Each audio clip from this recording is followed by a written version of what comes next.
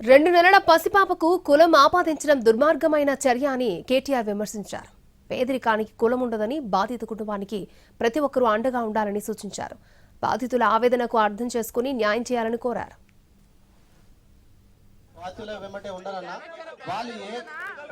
వాళ్ళ పక్షాన వాళ్ళెమ్మటే ఉన్నారు. మీరు అన్నది కరెక్టే.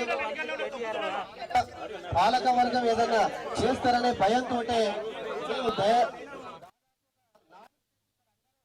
ముందు ఆ తల్లి బిడ్డలు కోల్పోయిన తల్లి బిడ్డని కోల్పోయిన ఆ తండ్రి వారి ఆవేదనకు మీరు న్యాయం చేయండి అని మాత్రమే చంద్రకళ వాళ్ళ నాయనమ్మ కోరుతున్నది.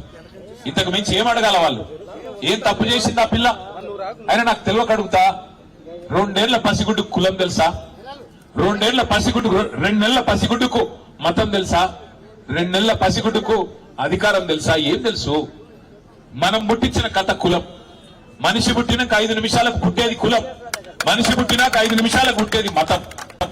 ఇవాళ దానికోసం చివరికి మనుషులను చిన్న చూపు చూసి, దేవుడు దర్శనానికి రాకుండా చేసి, వారి మీద దాడి చేసి, మళ్ళీ వారి మీదనే కేసులు పెట్టి చివరికి రోడ్డు మీద కూర్చునే పరిస్థితి తల్లికి, ఆ తండ్రికి, వాళ్ళ కుటుంబం మొత్తానికి తెచ్చిన ఈ వ్యవస్థ చూసి సిగ్గుతో తల